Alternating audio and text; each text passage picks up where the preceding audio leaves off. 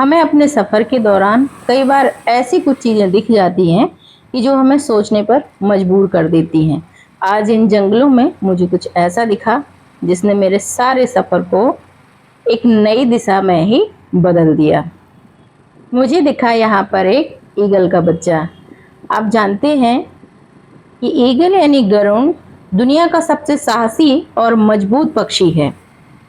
लेकिन क्या आपने कभी इसके पुनर्जन्म की कहानी सुनी है? नहीं?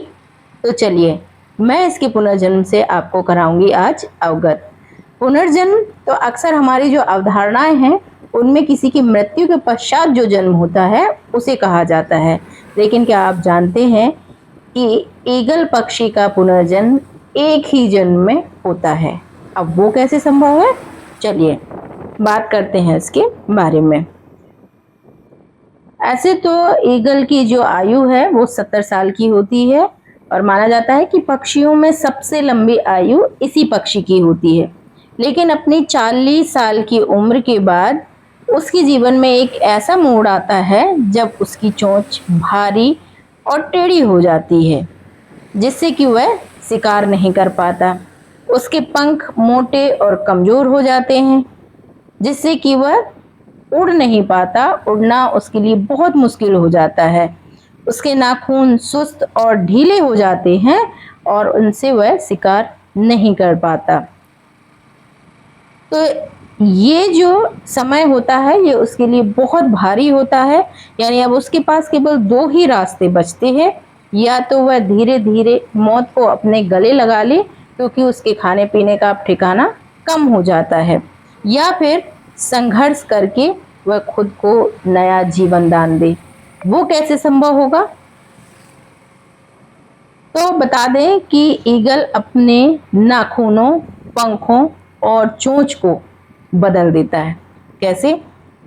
वह पहाड़ की ऊंचाई पर चला जाता है और अकेले बैठ जाता है। वह अपनी पुरानी चोंच को चट्टानों से मार मार करके तोड़ देता है।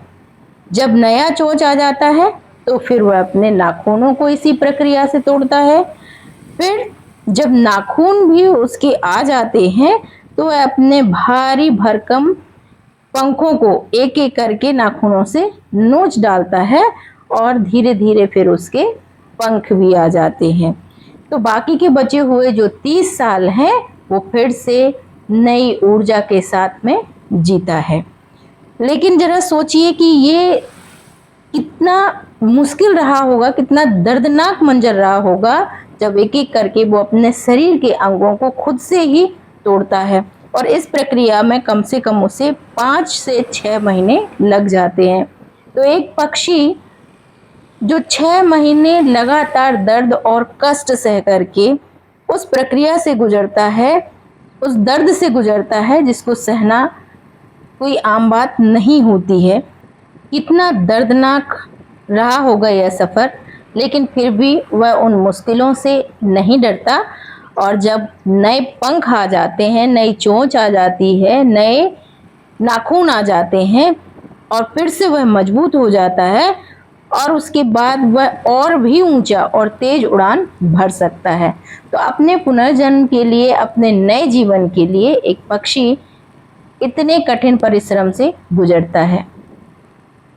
तो ये कहानी हमें सीख देती है कि जीवन इसी तरह का है, संघर्ष से भरा हुआ, दर्द से गुजरता है हमारा जीवन। कई बार इतने मुश्किल पड़ाव से हमें गुजरना पड़ता है कि हमें कुछ समझ में नहीं आता कि हम क्या करें।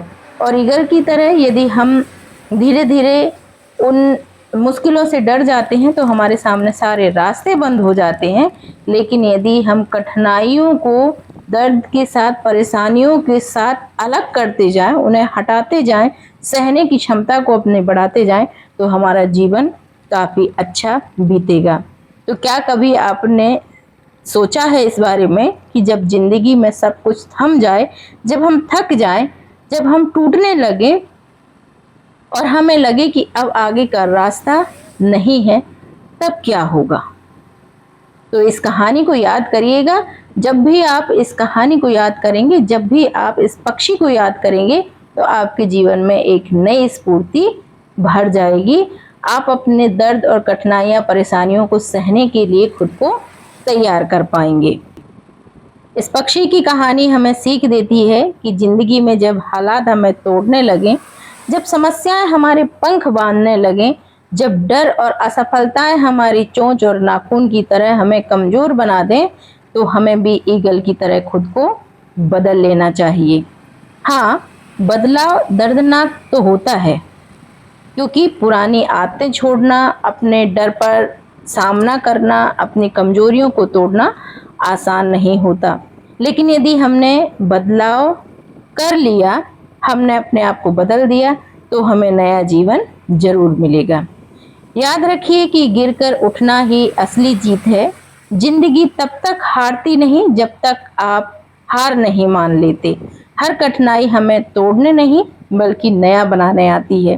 तो दोस्तों, कभी हार मत मानिए, ईगल की तरह संघर्ष करिए, अपने भीतरी बदलाव को फिर से जगाइए और फिर से नई उड़ान भरने के लिए तैयार हो जाइए, क्योंकि जिंदगी उन्हें ही सलाम करती है जो हार कर भी जीतना जानते हैं। आपको ये कहानी कैसी लगी? ये प्रेरणादायक बातें आपको कैसी लगती हैं? ज़रूर बताइएगा। मुझे इन रास्तों पर चलते हुए लोगों से अपनी बातें साझा करना, मेरे मन में जो विचार उठते हैं उनको साझा करना बहुत अच्छा लगता है। आपको यदि थोड़ी सी भी ये बातें पसंद आती हैं, ये कहानियाँ पसंद आती हैं, तो प्लीज़ कमेंट ज़रूर करिएगा, क्योंकि आपका कमेंट्स मेरे प्रोत्साहन को बढ़ाने का काम करता है। चलिए फिर जल्दी से मिलेंगे किसी नए सफ़र में, किसी नई प्रेरणादायक कहानी के साथ में, किसी नई जगह की खोज के साथ में। फिर मुलाकात होगी किसी नई बात के साथ में। और तब तक अपने आप को मोटिवेट रखिए, खुद के हौसले को बुलंद रखिए, खुद को हारने मत दीजिए। ज़िंदगी है, परेशानियों का पड़ाव है, आती और जाती रहती हैं। ये बात आप पर डिपेंड करती है कि आप किस तरह से अपनी ज़िंदगी को जीना चाहते हैं, संघर्षों के साथ मुस्कुरा करके या फिर ज़िंदगी से हार करके। इसी तरह की यदि कोई कहानी आपके पास है, आप किसी पशु पक्षी के विषय में ऐसी कोई जानकारी रखते हैं, तो कृपया साझा ज़रूर करें। मैं कोशिश करूँगी कि उस कहानी को मैं अपने किसी वीडियो में ला सकूँ। और आप किस तरह के वीडियोस चाहते हैं बताएं ज़रूर। बहुत जल्दी किसी नए वीडियो में होगी फिर से मुलाकात, और तब तक के लिए वीडियो देखने के लिए बहुत बहुत धन्यवाद। सुरक्षित रहें, खुश रहें।